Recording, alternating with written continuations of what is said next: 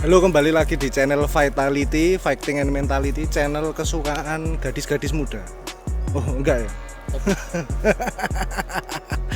Oke, hari ini aku Rendra Brewok dan Mas Panji Gondrong akan memberikan edukasi tentang titik-titik vital yang ada di tubuh manusia yang bisa kita targetkan ketika kita terjebak kejahatan jalanan dan bagaimana cara melindungi titik-titik vital tersebut. Langsung aja, nggak usah pakai lama, let's go. Oke, jadi manusia itu memiliki beberapa titik vital di badannya yang bisa kita serang. Yang pertama itu ya, kita mulai dari atas. Itu ada rahang. Rahang ini nanti terkoneksi sama otak. Jadi kalau kita pukul rahang ini, nanti otak itu bisa terjadi yang namanya whiplash atau guncangan, getaran di otak, nanti bisa bikin KO. Nih, rahang, terus sini tenggorokan, daerah tenggorokan ini juga vital buat manusia karena ini kan sistem untuk bernafas kita itu ada di sini. Jadi kalau ini kena pukul nanti bisa susah nafas, bisa sesak nafas dan menyebabkan tidak sadar diri. Terus yang ketiga itu ada ini tengkuk, kalau orang Jawa bilang cengel. Nah, tengkuk sini ini juga berbahaya karena di sini ini menghubungkan antara tulang belakang dan juga otak, saraf itu semua lewat sini. Jadi kalau dipukul gini ada kemungkinan bisa hilang kesadaran, cacat, bahkan kematian.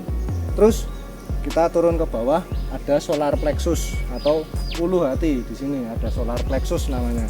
Ulu hati itu juga bahaya, kalau kena pukulan, kena tendangan itu bisa mengakibatkan pendarahan organ dalam. Tuh, terus liver itu ada di sebelah kanan sini. Memang di sini tuh ada tulang rusuk, cuman liver orang sekarang itu agak keluar. Dia jadi agak keluar dikit. Jadi kalau sini ini kena pukul dikit aja pasti sakit. Nah, liver. Terus kita ke bawah ada joni.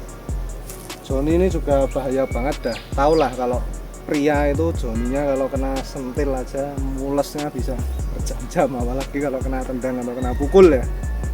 Joni. Terus mungkin kalian tidak akan sadar kalau ternyata betis itu adalah jantung nomor 2 kita.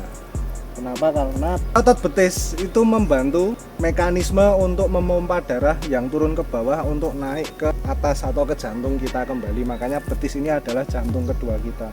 Itu kalau kena tendang juga sakit banget. Terus sekarang kita ke topik yang selanjutnya, bagaimana cara menyerangnya. Let's go. Jadi ini sekarang kita masuk ke cara menyerang dan sekaligus cara defense-nya aja lah, biar nggak kelamaan ya. Let's go. Let's go. Oke, kalau kita ketemu sama orang awam yang dia itu nggak ngerti caranya defense yang baik, itu untuk menyerang bagian rahang ini sangat mudah. Dan aku nggak menyarankan kalian itu memakai pukulan berjenis haymaker seperti ini, karena ini kan lama dan bisa diantisipasi. Kalau mau melakukan pukulan yang dari samping itu lebih baik pakai hook aja. Kalau hook kan dari sini langsung gini. Kalau haymaker kan gini dulu, dia keburu nangkis atau malah mukul. Duer, malah kita yang kena. Nah, untuk mengenai rahang ini sebaiknya pakai pukulan lurus. Karena kalau biasa kita ketemu atau terjebak kejahatan jalanan, orang itu yang memakai pukulan haymaker biasanya yang tidak tahu teknik ya. Jadi misalkan dia mau pakai pukulan haymaker, tinggal kita serang dagunya sini aja. Ini sedikit aja, jujur ya Mas Panji, tak pukul kecil aja, nanti goyang nggak? Nah, visual sama otak, oke? Goyang, rasa toh? Tetap. Nah, padahal ini cuma sekarang dipentok-pentokin, dikuatin gitu. Tetap goyang, tetap goyang. Jadi tetap goyang, padahal itu tadi cuma pelanya segini. Apalagi kalau kita itu mukulnya bisa nah sampai kayak gitu. Pernah lihat atau di MMA, UFC sampai kaku gini ya, itu efek karena kepukul sini atau kalau enggak sini. Kita bisa menggunakan pukulan lurus gini untuk menyerangnya kalau bagian rahang. Terus enggak enak tuh ini jalannya turun nih. Turun. Terus gini aja enggak apa. Jadi ya, pukulan lurus ya. Atau kalau mau pukulan samping, kita mau menyerang rahang samping, kita bisa menggunakan hook. Ya, pakai hook, jangan pakai haymaker gini. Keburu ditangkis dan kita keburu diserang. Jadi tetap kayak yang di episode 1 aku udah jelasin caranya menggunakan pukulan lurus, itu stance-nya gimana, kuda-kudanya, defense-nya yang benar seperti apa. Jadi kayak gini, kalau mau mukul bagian samping ngehook tadi, ini tetap di sini ya. Jadi kayak gitu. Jadi gini ya.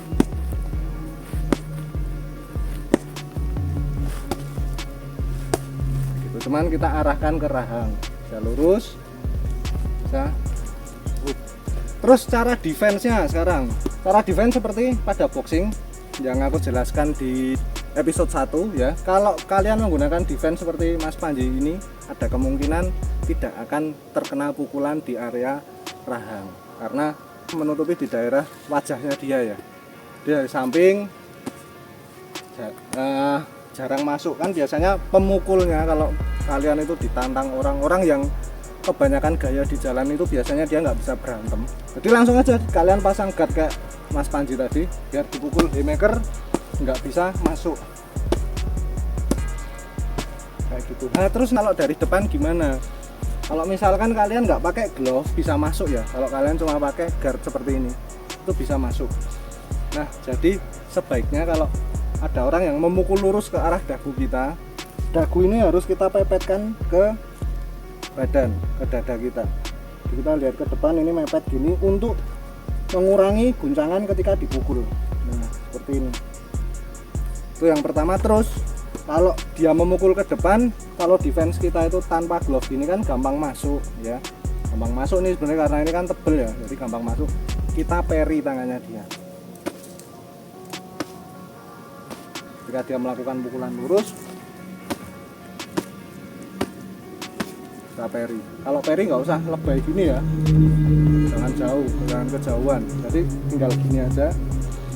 Nah, seperti itu yang bagian rahang dan dagu. Sekarang ke tenggorokan. Nanti kerasa nggak gini? Mana? Daerah tenggorokan. Cara nyerangnya gimana? Kalau orang yang nggak ngerti bela diri pasti dia di jalan gini. Dia malah ngasih ininya. Itu bisa kita pakai pisau tangan kita ini. Kalau gini ada kemungkinan kalau dia turun sedikit itu nggak masuk. Nah ada kemungkinan kita nggak masuk ya, karena kita kena antara dagu sama dadanya dia.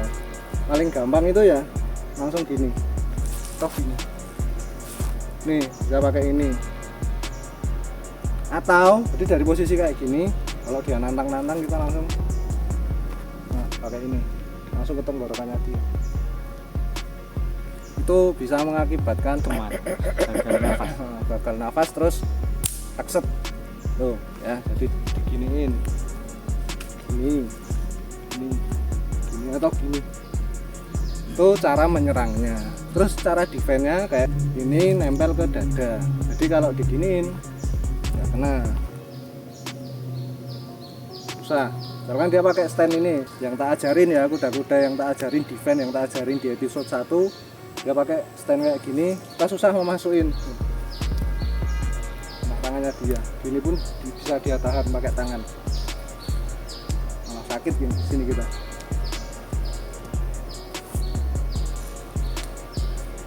Nggak bisa masuk. Jadi caranya ya menggunakan defense yang baik supaya tidak terserang di daerah tenggorokan. Makanya kalau ada orang yang nantangin kamu, jangan malah kita ikutan gini ya.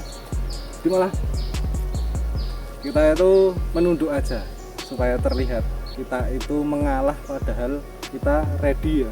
Kan dia nantang-nantang sambil gini-gini, nah malah gini aja kena toh.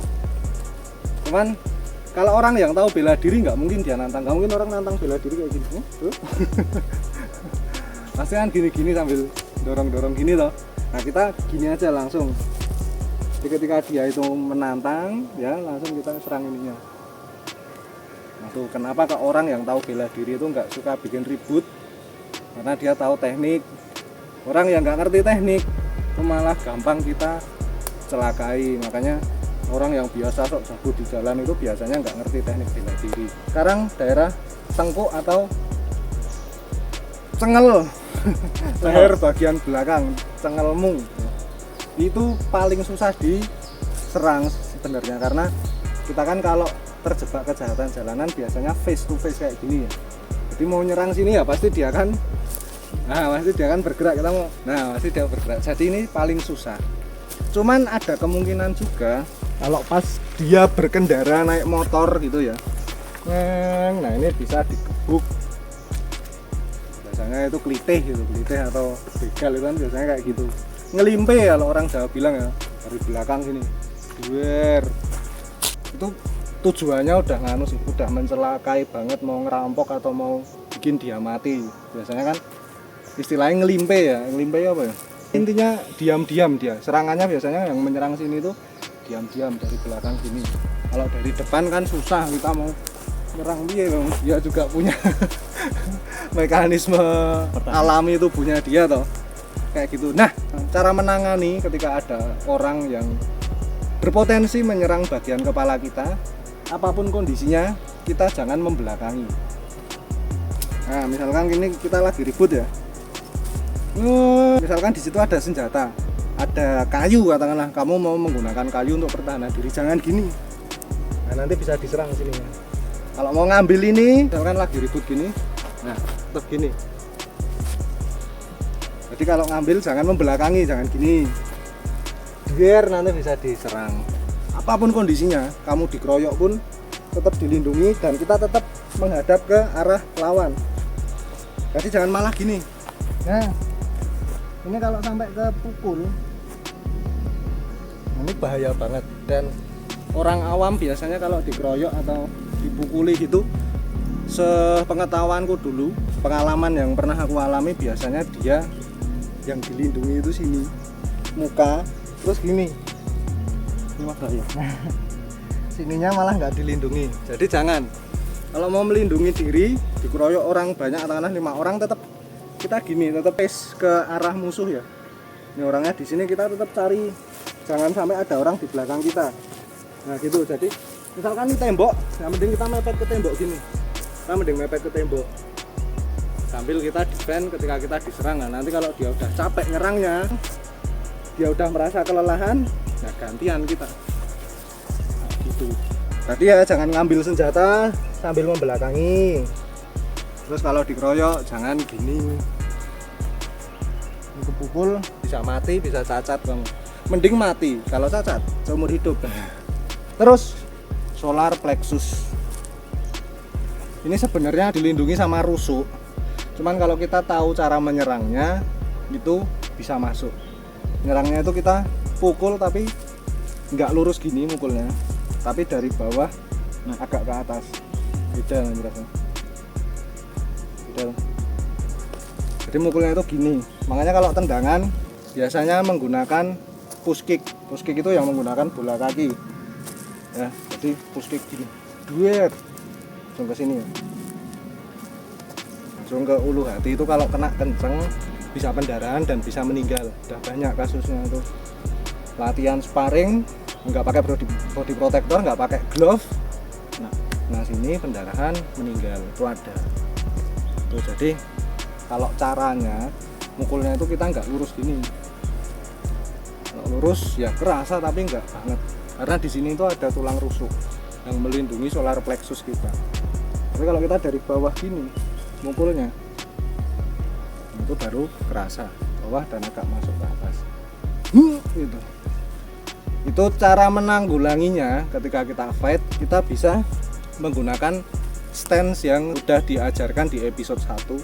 Jadi seperti ini. Nah, kita bisa blocking agak serong. Jadi kalau gini kan tetap kena nih. Nah, jadi agak serong ya. Nah, gitu. Jadi kita serongin badan kita. Misal kalau pakai kaki nyerangnya, kalau kan dia mau nendang, kalau pakai kaki kita bisa mundur. Kita mundur biar nggak kena, atau kita bisa ke samping. Kita bisa ke samping gini. Kita bisa menyerang dari posisi ini ya. Nah, dari posisi ini gini kita bisa langsung menyerang. Kan yang situ. Bisa langsung menyerang. Terus kalau ditendang, dia melakukan tendangan ke arah sini, itu kita bisa mundur untuk menghindari dia kehilangan balance. Nah, dia kehilangan balance, kita bisa langsung hajar. Atau bisa juga kita mundur kita pegang ini atau ke samping sini. Sekarang ke daerah liver. Liver itu ada di sebelah kanan tubuh manusia ya, ini ya, sebelah kanan ini. Ini kena tepok sedikit aja sakit sekali ya, itu sakit rasanya. Nah, kalau sampai kena pukul di sini, itu kita dipaksa badan kita untuk KO. Kita itu masih sadar, masih bisa dengar, masih bisa lihat, tapi badan kita itu shutdown, langsung nggak bisa berdiri, nggak bisa ngapa-ngapain, sakit banget. Sebelah sini. Cara nyerangnya gampang. Kalau dia pas membuka, nah, atau pas dia mukul kayak gini, kita ada posisinya ada di luarnya dia kayak gini, kita bisa langsung pukul pakai pukulan samping. Atau misalkan kita jaga jarak, dia mukul, kita mundur, ini bisa kita kasih rondos. Mukul, kita jaga jarak, kita kasih tendangan. Cara ngatasinya gimana? Makanya defense-nya itu mepet ke badan. Jadi jangan gini. Kecuali kamu muatai, cukup pakai kaki. Kalau kamu nggak bisa, kakinya nggak bisa tinggi gini. Ya mending kamu mepet ini tangannya, supaya nggak kena, ya supaya nggak masuk. Itu kalau dari segi pukulan. Nah kayak gini. Kalau dari segi tendangan, tuh misalkan posisi Mas Panji lagi terbuka. Kalau aku nendang, jangan nggak geser. Kalau cuma berdiri di sini dan langsung nangkep kakiku, dia tetap kena impactnya. Jadi harus geser gitu. Kalau nggak geser ya sakit. Kalau nggak geser itu cuma gini doang, tetap dia kena impact di situ, tetap bakal jatuh. Jadi geser ya. Nah, geser gitu. Baru nanti bisa melakukan serangan atau takedown. Tuh, itu untuk liver. Karena tadi tempatnya agak ndronjong dan gak enak buat praktek, jadi kita pindah tempat ini yang agak landai. Yang berikutnya Johnny ya. Jadi kenapa kok aku ngajarin jangan pasang stand seperti ini. Nah, bisa ditendang ya. Kalau pasang stand seperti ini gampang ditendang. Kayak gitu, makanya standnya kayak gini. Itu untuk menghindari tendangan sebenarnya. Kalau dia nendang, kita geser ke sini aja aman. Atau minimal itu kalau kita seperti ini ditendang sini itu enggak gampang banget lah. Ya walaupun tetap bisa pakai, tetap bisa masuk, tapi itu enggak gampang banget. Kita ada gerakan dikit aja sudah tertutup. Tapi kalau kayak gini kita mau geser kaki ini ya, misalkan kita mau geser kaki ini itu lama. Nah, keburu kena. Tapi kalau udah posisinya udah seperti ini, geser kan gampang nih. Nah, kalau nyerangnya ya gampang toh. Nyerangnya nggak usah praktek, tinggal gini aja bisa. So, tendangan simple ini, tapi menyakitkan. Kita fokus ke defense-nya aja. Kalau sini kita bisa geser. Gesernya sedikit. Kan kalau kayak gini lama, buru kena. Ya, nah dikit aja udah mulai. Nah, dikit sakit ini mules. Kalau pukulan jarang ya. Kecuali kita itu di cengkeweng gini, nah itu baru bisa kita mukul sini. Kalau nggak di cengkeweng kan susah mau target sini, malah kepala kita ditonjok. Tuh Johnny. Sekarang kita ke bagian betis. Itu kalau kena sakit sekali. Ya, jadi kalau benar-benar kena, kalau misalkan kita bisa kenainya, itu sakit banget. Bisa jalan, nggak bisa berdiri pada saat itu karena memang sakit ya kalau betis itu kena tendangan. Jadi kalau nendang betis itu jangan dari dalam gini, jangan dari dalam karena susah. Jadi mending dari luar aja. Hampir sama kayak low kick. Kalau low kick kan ke paha nih, sini, nah itu ke bawah kita. Terus jangan terlalu jauh dari target. Kalau terlalu jauh dari target, nanti kita nendang bisa kena ke tulang keringnya dia. Kalau kita terlalu jauh gini, yang kena nanti tulang kering. Makanya kita mendekat minimal sejarak sama tangan. Ini. Nah, tipsnya itu untuk menanganinya. Kalau misalkan ditendang, kita menanganinya itu bisa kita angkat kaki kita supaya dia lost balance, baru kita serang. Terserah serangannya kayak apa, yang penting bisa kita angkat kakinya sini supaya tidak kena.